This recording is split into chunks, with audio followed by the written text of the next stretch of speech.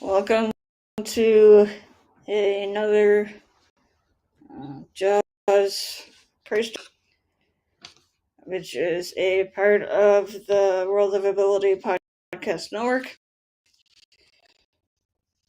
There was a couple of years ago, but I encourage everybody to check out all of the Jaws Coffee Chat social media pages and YouTube channel. And I am Emily, and the podcast engineer slash co-host of this show, along with Kurt Roskopf and John Tor. John, I'll pass it over to you. I think you had something you wanted to say, kind of a little bit about your background of coming to Kurt, anything like that. Sure. Hello, everybody. I'm John Tar. I've been a Christian now for 40 years. I'm 70 years old, so for 30 years of my life, I was an atheist. I was abused as a child in a very oppressive Catholic family, and I went to Catholic grade school.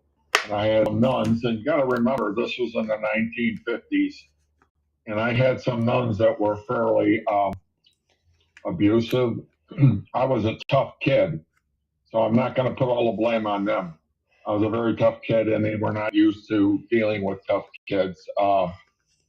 I was very rebellious and fighting back, and a lot of things happened throughout the course of that. And my parents pulled me out of 2 Catholic grade schools and then put me in.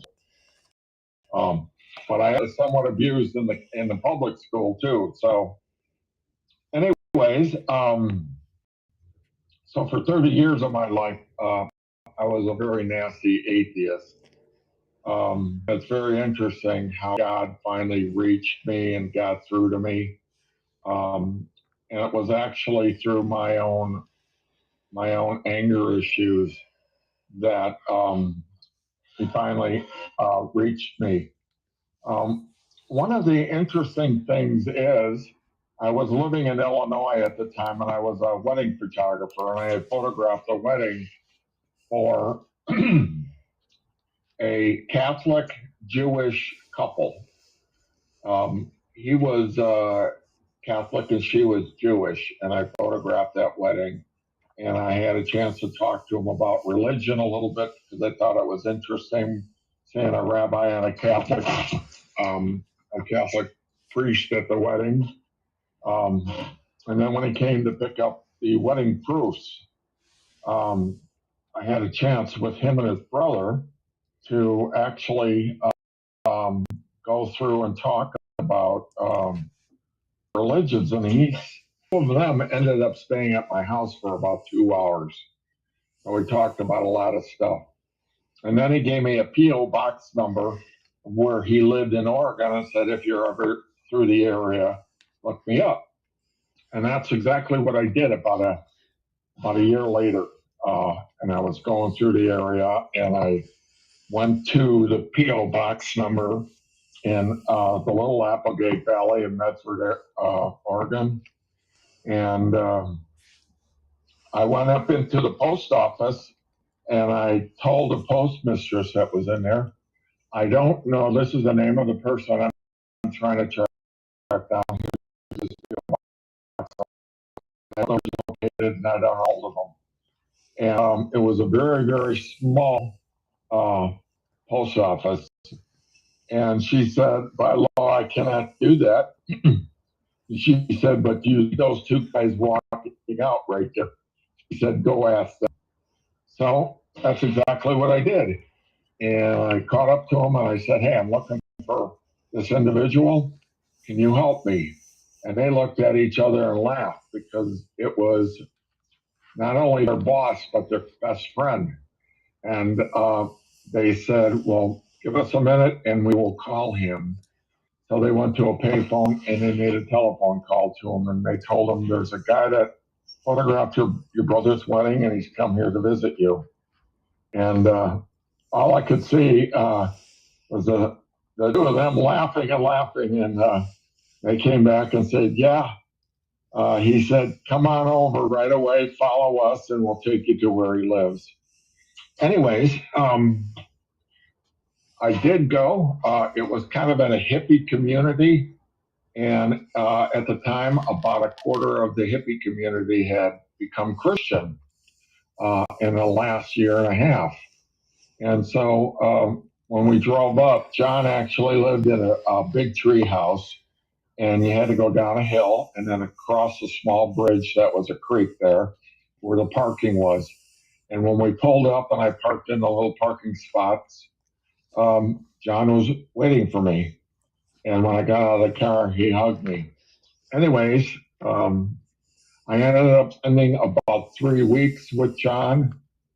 And then I started to go to his church, and in the process of going to his church with him, I just remember the pastor when it was very unusual because it was called a Christian fellowship, and I believe it's there, but they've moved into a building, and I just remember sitting in the crowd with all the other people. They had 1,000 people coming to this really dinky little church on the middle of nowhere.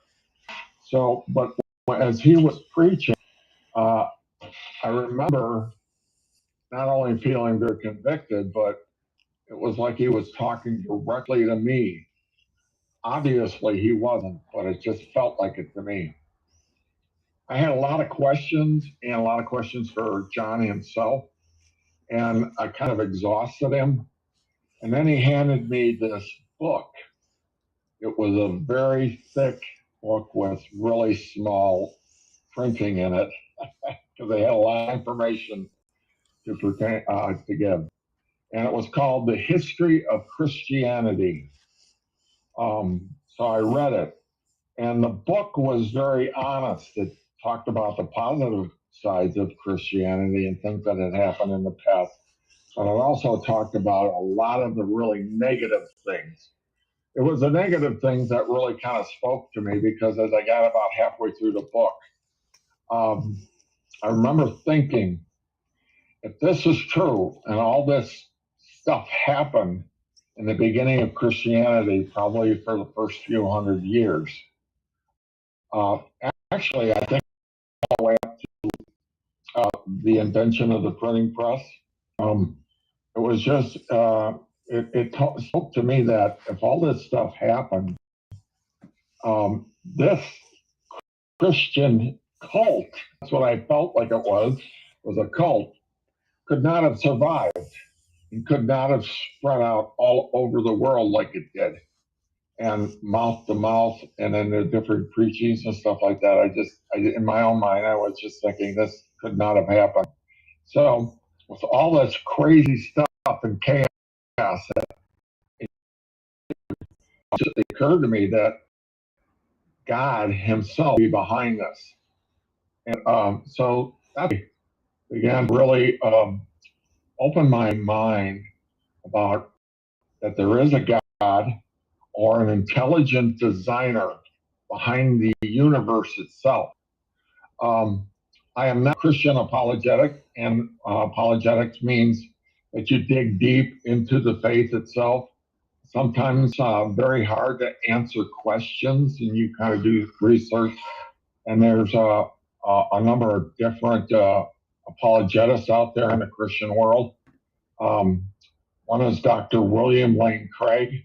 He is probably the foremost, and I listen to him quite a bit, but there's a number of other ones out there too. One of the things that they said is that there is a God, or there is an intelligent designer behind the universe itself. And one of the ways you can prove that is the Big Bang. The cosmological singularity is what scientists call it. And it says that the universe started or began 13.8 billion years ago. I'm an old earther, so it means that I believe that the earth is very old. There's a lot of young earthers that believe the universe is 19,000 years old, but I don't believe that. I'm involved in science groups and with astronomers, and Hugh Ross is one that reasons to believe. Anyways, I listened to a lot of stuff that he said, but one of the ways that you can prove that there is a God is by the Big Bang, and it says that Big Bang started 13.8 billion years ago. So if that's true, the universe started at one specific point in time.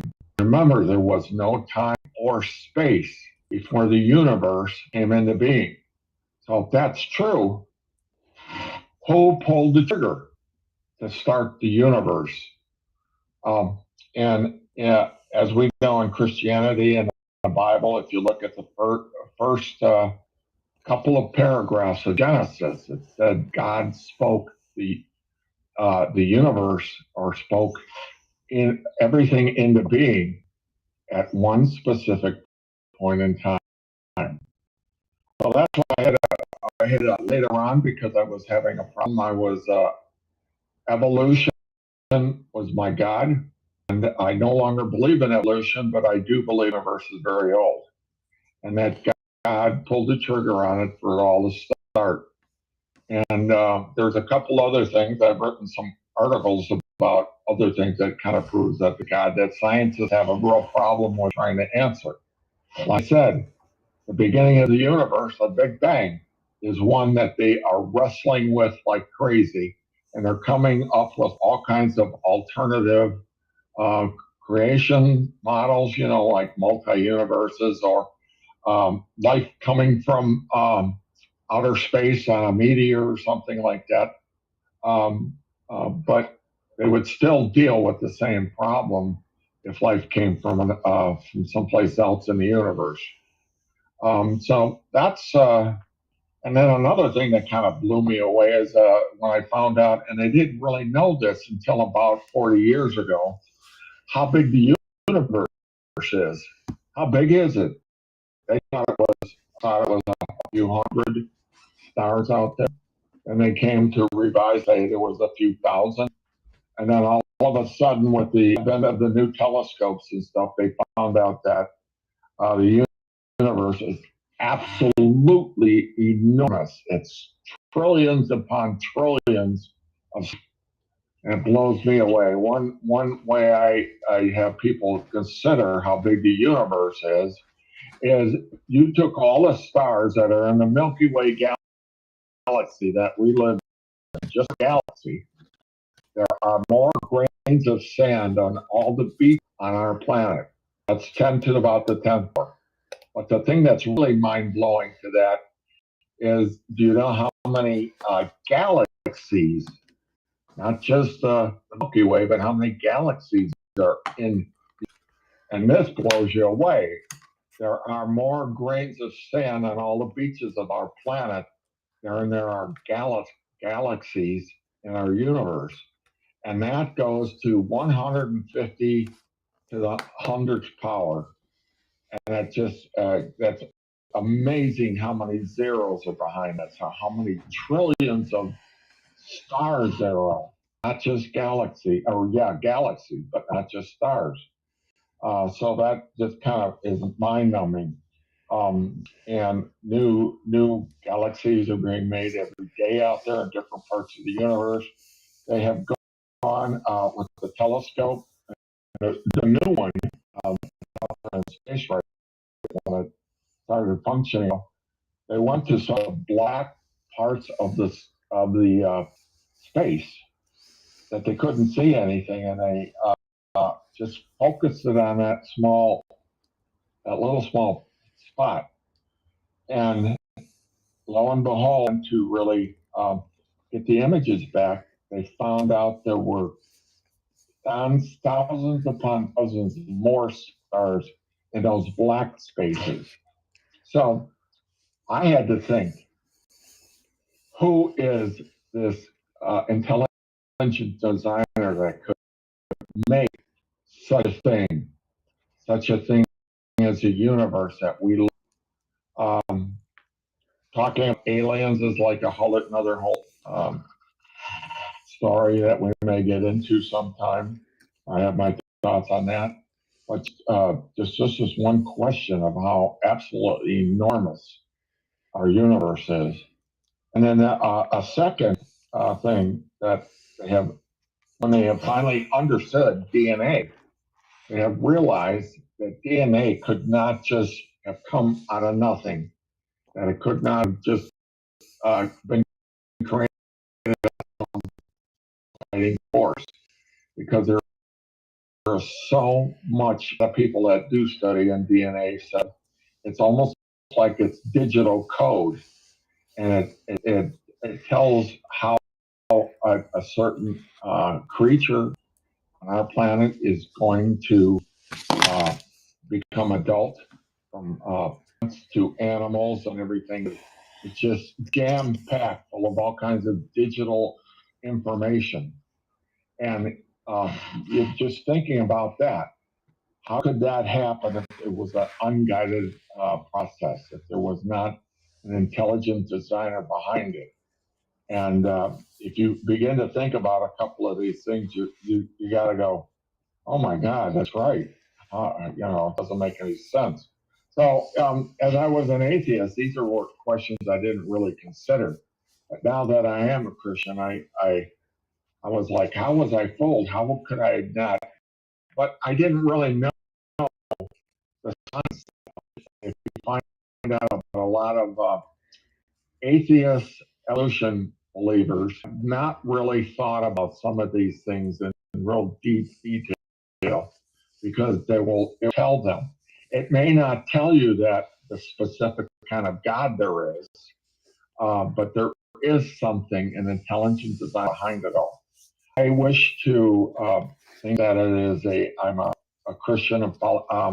Christian, and I read the Bible. I believe the Bible is 100% accurate. And there's a lot of information in there that God wants to partake to us. And the reason, like I said, Christianity is the only religion besides Jews and Muslims and Christians that believe in Genesis, the first 5 books of the Bible. And as I said before, Genesis says that God spoke the universe into being at one specific point in time. There is no other religion that says that. That they all say that that the universe has been here forever, and that's not true. It's not true. According to science and astronomy, it is not. It's not true. So it's something to really consider. That's what brought me in and spoke to my heart.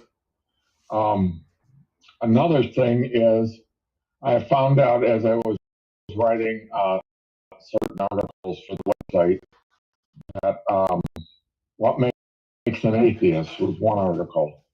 As I went along, I found out that a lot of atheists were actually a believer in some type of church at one time, a Christian church, a Jewish church, and what caused them to turn away.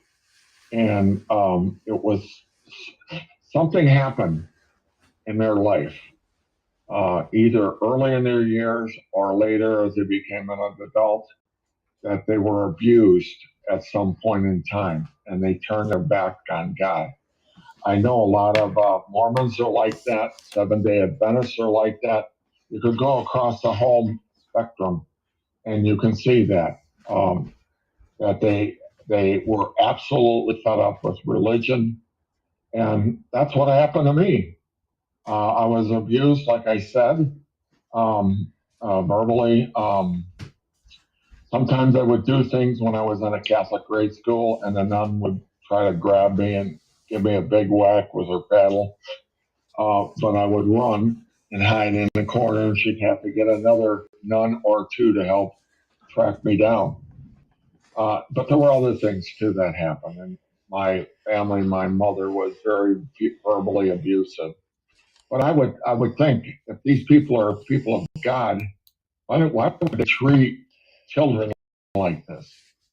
So, anyways, that's kind of my background and where I come from. But I find that I'm not alone. There's a lot of other people that have on God. Mormons are a big deal. I've actually witnessed to Mormons before because they've taken on a lot of abuse too. But like I said, there's a lot of religions that have done this. But God uses that. God uses this abuse. And He functioned on me when I was years old. And it was because of what happened to me. I apparently think that He had to kind of make it a tough journey for me because I had doubts and I was so rebellious. And I can be somewhat rebellious at times, but as time has gone on, I have pushed it away and pushed it away. I'm not really rebellious towards God anymore. Sometimes I'm rebellious towards authority, but not God anymore. Because it finally worked into my head that God is a creator of the universe. He loves me. Um, I'm a slave to him, and I know a lot of people. But I'm his bride also. I'm the church. The church is his bride. He's the groom. But I just know that he had come from this direction on me. And then when finally, there was just so many things that just made sense when I became a Christian. And I have a Christian worldview now, where I used to have a worldview towards the culture. The culture is so out of control and so screwed up. But I have the Christian worldview that we are all sinners. All human beings have this uh, sin nature about us. Otherwise, why would have all this crazy chaos and killing and wars and fighting of wars and things like that? Why would they have occurred throughout the history of mankind? It's just repeated itself over and over. And it's because men have this sinful nature. They will always seek the path of least resistance, which is um, which is being selfish, self-centered, and wanting things for themselves, and not really giving a rat's behind on the rest of civilization and human beings. Um, Even today, when a lot of men get divorced, they almost forget about their children and providing them because they're selfish. We are selfish, our human nature. Women can be this way too, but I have come to believe that men are more so. But God has to deal with the sinful nature and come into our lives as a spirit, the spirit of God, and come into us. And that's when we begin to really make some big changes in our lives. I'm not the man I was 40 years ago. I'm not even the man I was 10 years ago or 5 years ago. God is constantly at work in me, and He constantly helps me to view the world from that perspective, from His perspective, because it's really adverse to Him. It's really backward to Him. It's wrong. So, and I have given up that rebellion. Give me, uh, certain how to view, how does he view things instead of what I think it should be viewed. So that's kind of a synopsis where I came from. And so, hey, you guys, anybody else have something to add to all of this? Hey, Kurt, you have anything you'd like to say? If you're there. Curtis, There you are. Yeah, so Emily, are you going to join us?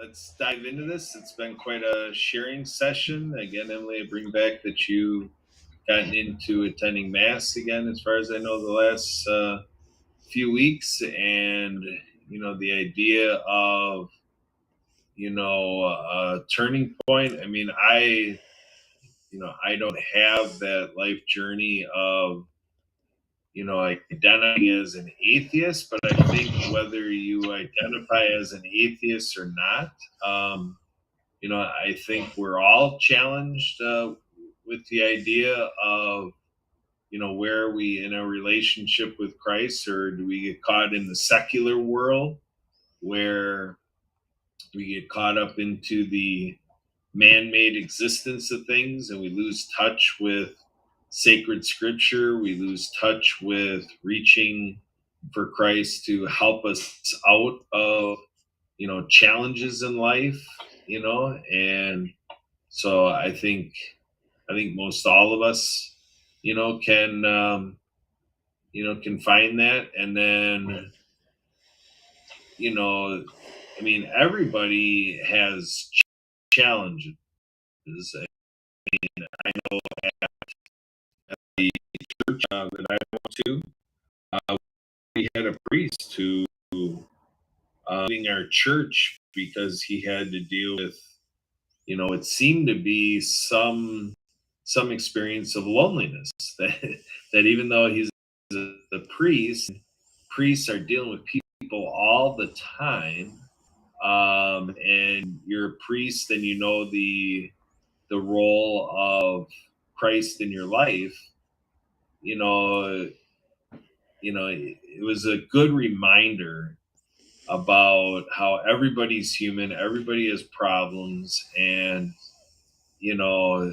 really the issue there with the role of the priest is, you're in service and you spend so much time being a servant, lose yourself process, and I guess that's what was missing there, for our former priest. How he was going to, have a person, people that he could really lean on to really join in the journey and to, get through life with him. Because that's what I understood. Even though the archdiocese, had people that are resourceful and stuff like that, he just really seemed to lack. He was looking for in friendship, and that created this void in his life that so that becomes the interesting thing that even though we talk about our own journey with Christ, which is a very personal thing, and it's for us to do in our prayer closet, our own personal thoughts as we exist. Christ is always there. That is the the source of fulfillment. But I guess the scriptural thing of when two or more gather in his name, I guess that gathering aspect, is important in all of this, the idea of discernment. But it was interesting to see someone in the role of a priest, really look at that it does make a difference who we're on this journey with. It almost like it shouldn't matter. But for those of us that really feel that it doesn't matter, I guess it's maybe a reminder that we're fortunate, if we're in that place. But maybe out there in a journey where they're not with the people they seem to be with, and in prayer life constructs with building a life with Christ, that to think about that, in terms of who he is putting us with. Are we missing the reasons why? And are we preparing to be with that person that we're yearning to be with?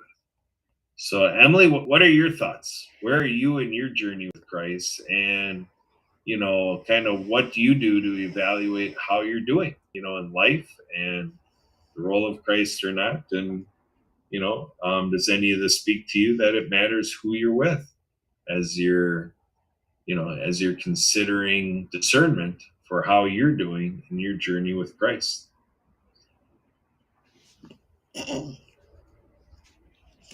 Well, I mean, I think um,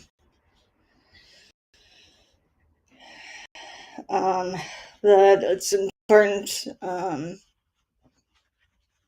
to kind of evaluate who you're taking around in terms of kind of where you're going, because I know there's a thing about I don't remember how the saying goes right now, but it's like like the 5 people you hang around the most. So depending on kind of what those 5 people are doing, you might be kind of, but I think it's kind of important for um, kind of for who you're hanging around with, for your own like mental health and sanity. Not. I mean, with like all the negative people out there. Is that sort of answering your question, Kurt?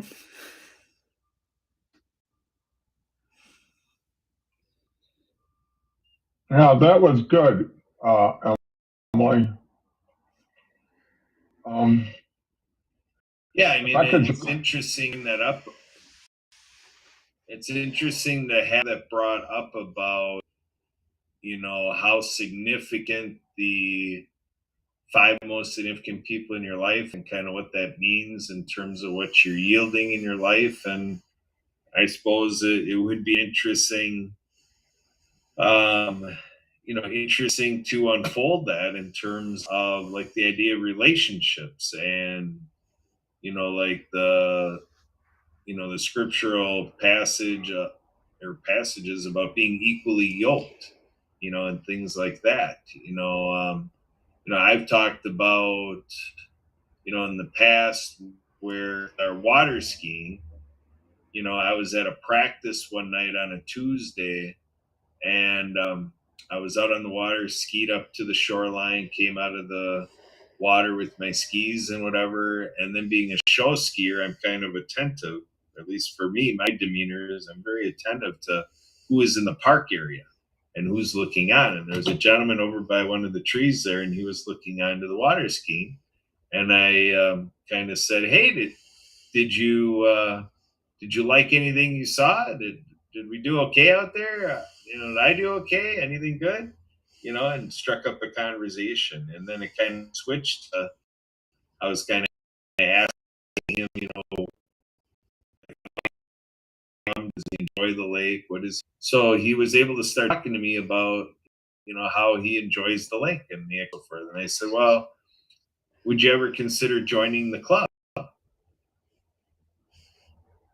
So I asked that question, and I purposely positioned what they say in public speaking is a pause.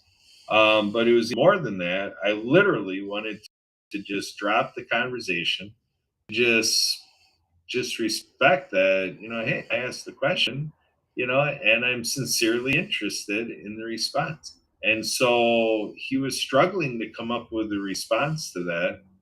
And the thing he told me was, "I think you had to," or he's like, "I thought you had to be somebody,"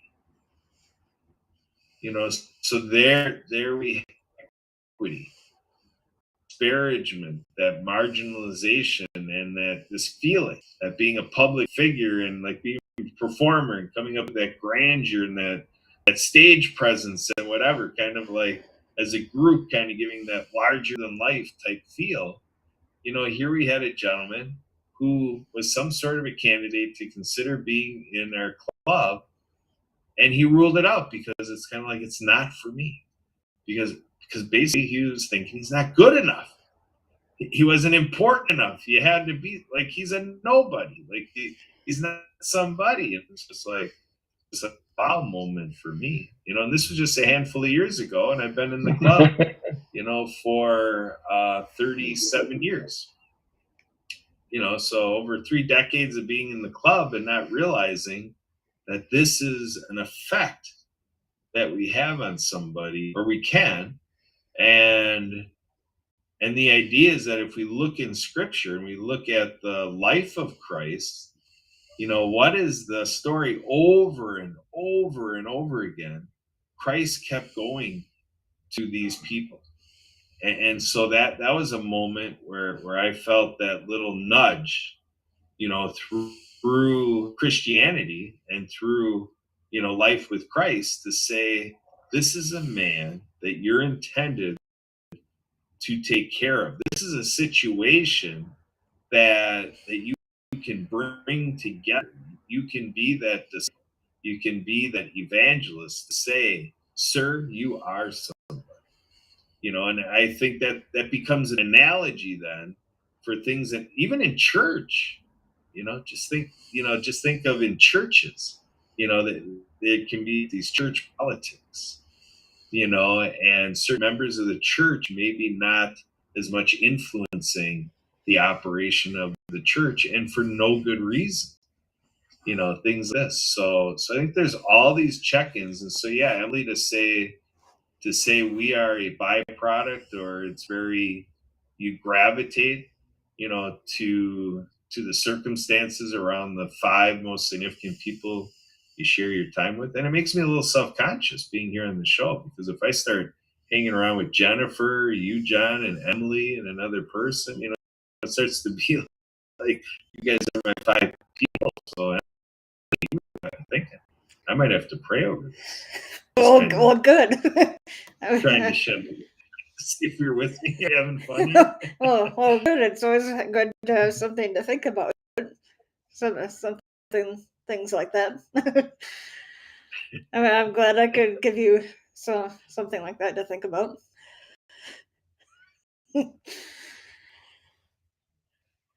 Yeah, you know what, John, remember, You're going to say the OMG, EMG moments. What That's Kurt it. was just saying. OMG, What Kurt was just saying about a partner. My wife is a born again Christian too, and we have had many deep conversations about Christ. I don't even know what 2 people would, if they were married and they were not Christian, what do they actually talk? To me, being a Christian and talking about the creator of the universe, how he looks at things is absolutely enormous to me. So make sure if you're going to get married to somebody that they're a believer too. The Bible says not to be unevenly yoked. And being that way, that you'll never be able to go to church with another person that you really care about. They'll be antagonistic, and they'll eventually pull you away. But being connected to her, we probably really reconnect with God on a much bigger place, because I can share a lot of things, and even questions that I have a problem with. She has a different perspective on some things that I need to hear and I need to look at also. So that's a big deal.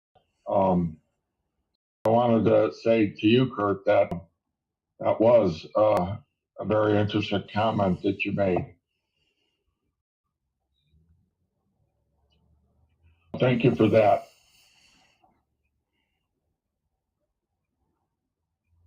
You bet.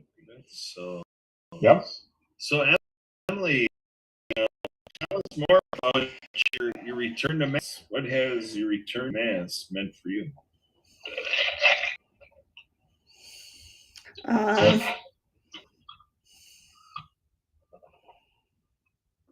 I think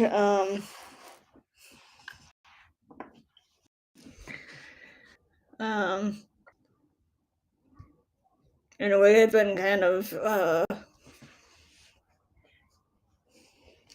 an important thing.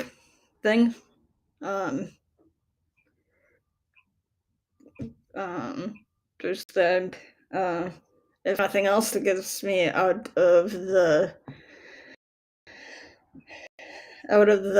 house instead of being 24/7. Doing something, if nothing else.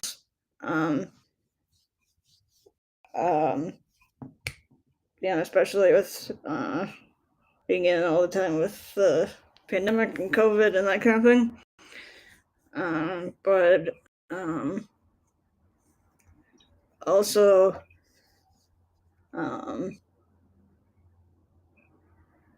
just that before the pandemic, I used to go a lot more than I had been during the pandemic here. And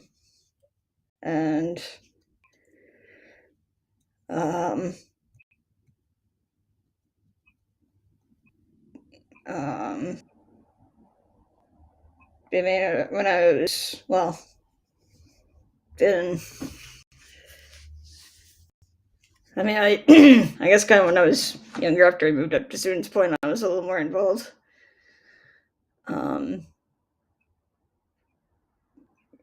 With the whole thing, but I don't know. It's just kind of one of those things that kind of helps with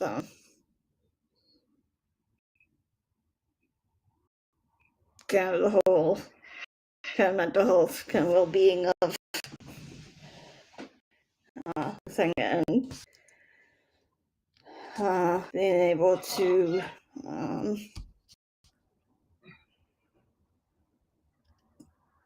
be around people that we haven't seen in a while, or I should say, well, or anything, with especially with the pandemic and that kind of thing. And yes, maybe kind of the whole thing with getting to know more people than I do here in the Madison area. And deciding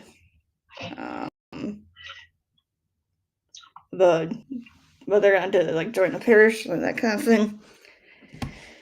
Am I going in the right direction? What you were thinking, Kurt?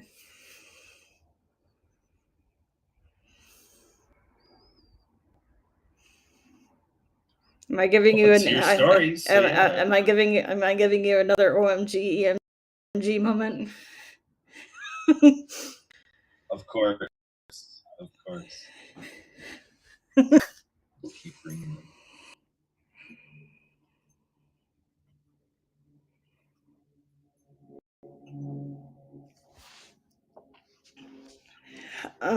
One of the things that you said earlier, Kurt, about the Catholic priest leaving the ministry, you remember that? I think we might just actually.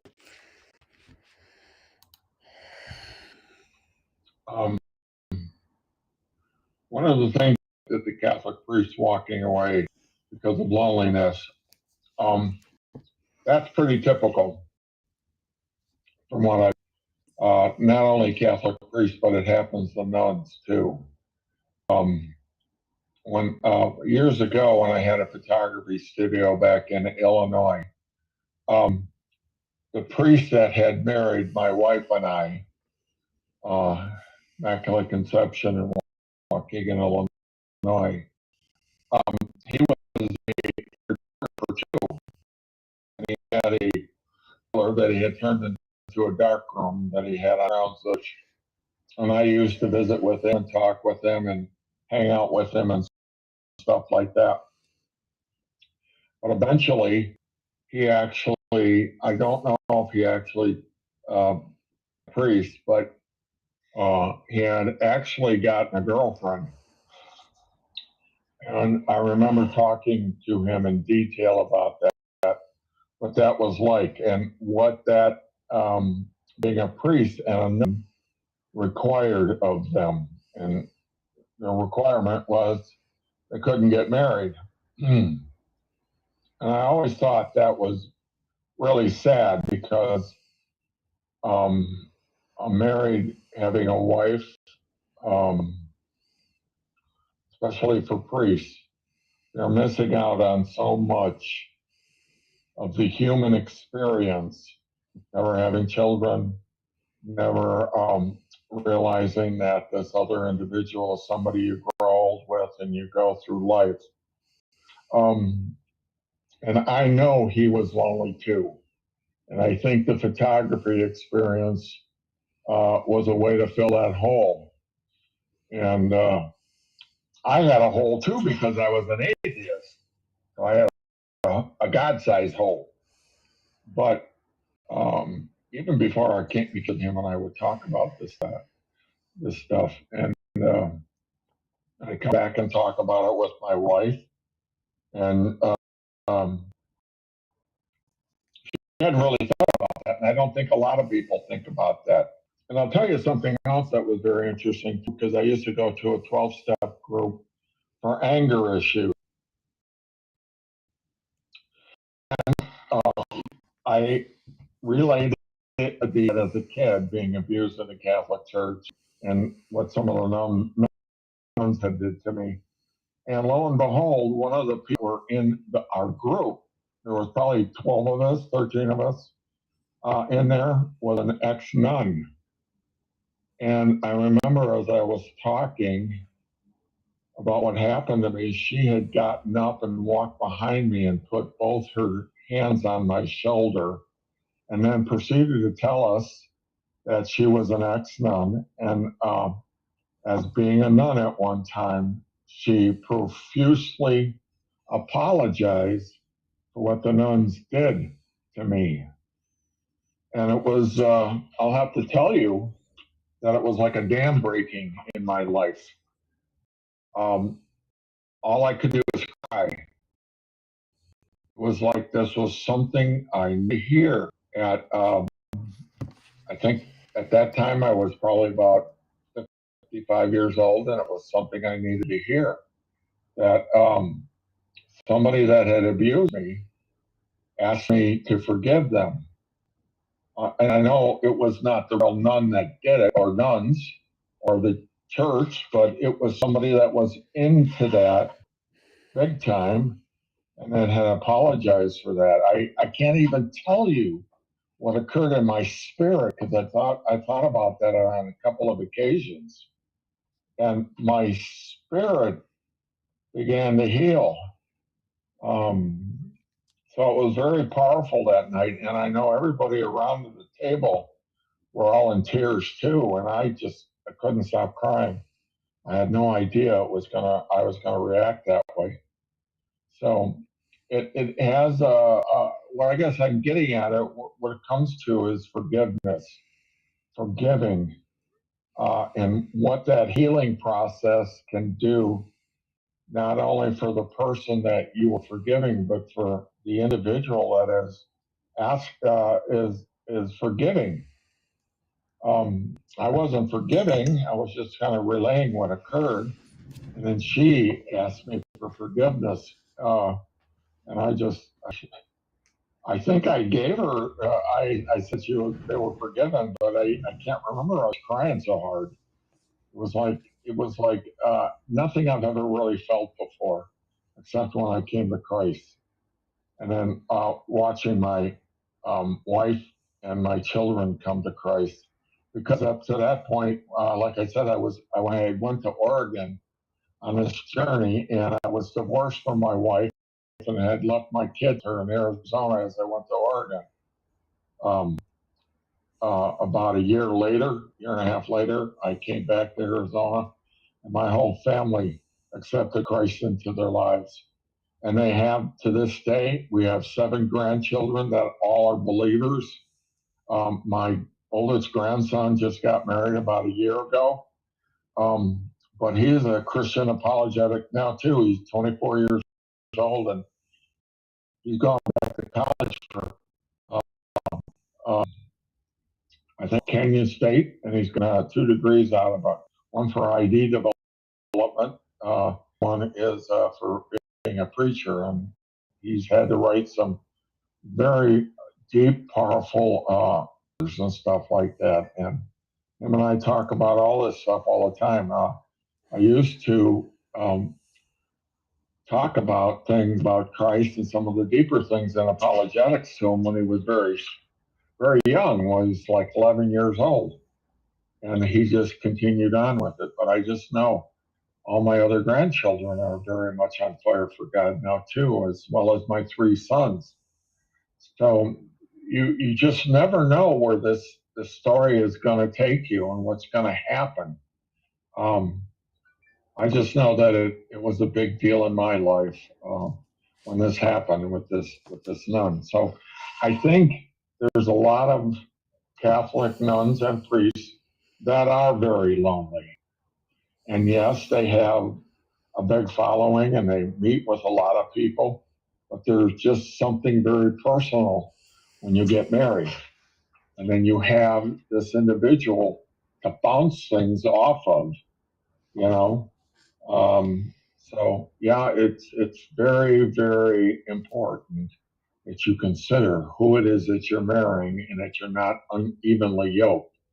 There's a lot of intended and unintended consequences if you don't marry somebody that's a believer.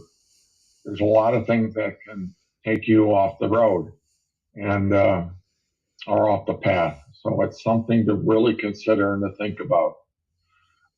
I just know my wife is the most beautiful gift, a gift of God, and has kept me on the narrow path. I have a habit of straying all the time, and she really takes me on the carpet for it. And then we talk about different things, and we listen to different preachers, and we follow different things. So that's very big. That was a really interesting question that you had, Kurt. I really appreciate you bringing that up and how I can share that. So, hey, Kurt, you still there? I think we might have lost him actually. But we are almost at the end of our time of the show here. John, did you have any announcements or any last words that you wanted to say? Nope, I have nothing. I have nothing. Okay. Don't tell him we were whispering about him. So,